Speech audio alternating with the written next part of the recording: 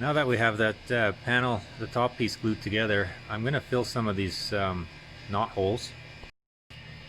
And I'm going to be using this type of wood filler. I like this stuff. It's got, it's a bit of a pasty material. And then you mix it together with this hardener and just wipe it into the knot holes. Let it dry and you can sand it smoothly. You'll see it gives a nice clean finish, and it just cleans up the knot holes, fills them up, and should never come loose. So what you do is you mix this up using the paste, and then about a 1:50 ratio of hardener, and then you just mix it up with a stick. You really want to make sure you mix it up really good. I mix it for about 2 minutes and I just keep working it, kneading it around. And once you have it all worked up, you just take a putty knife, you scoop some up and just work it into the knot hole or whatever it is that you want to fill. And it's going to dry kind of this gray color, but that's okay. And we got knots and nail holes and stuff in this anyway, so it doesn't really matter. Once we sand that off, so I'll go like this. I'll really make sure that it's worked in from different angles, and then once I sand that down, it'll be a nice smooth surface, and it'll make sure that that loose knot is nice and tight. Alright, here you are. So I'll just show you some of the holes that I filled. It dries pretty quick, dry in an hour or so, and then I can sand it down and sort of show you what the rest of this top is going to look like. So here you can see, once I've sanded it, that those knot holes are nicely filled. And you know, sure, they're a different color, but it doesn't matter because we've got knots in different colors anyways, so that just adds to the effect. So I decided to put breadboard ends on the end of this top. As you can see here, on each end of this top there's going to be a board at 2 1/4 that runs the opposite direction.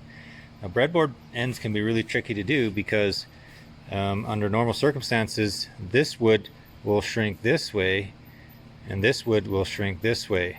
So there's going to be movement here, but not movement here. This movement's going to be this way. So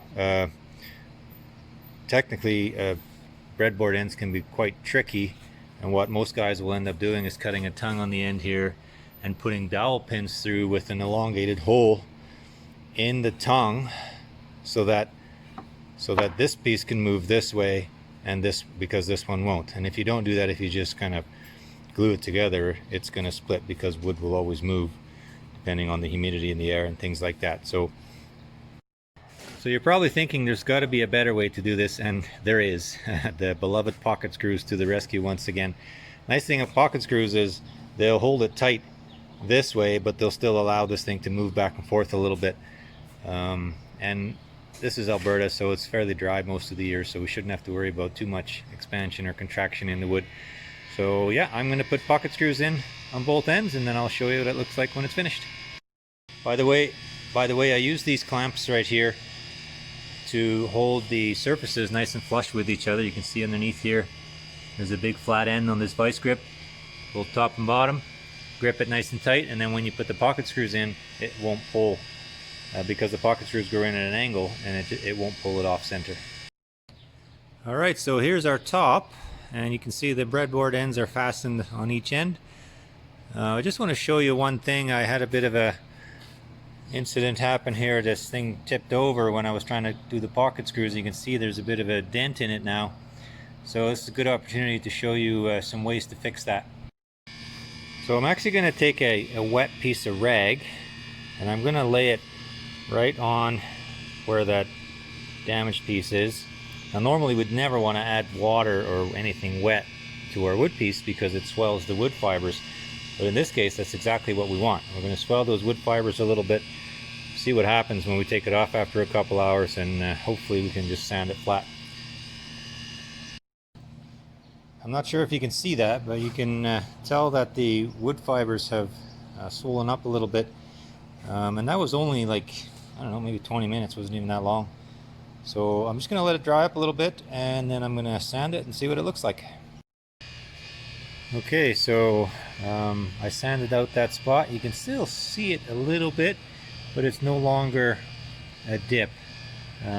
So that actually works quite well. You see a little, it just looks a little like a characteristic of the grain, so no problem there. That's taken care of, and I think we have our top finished.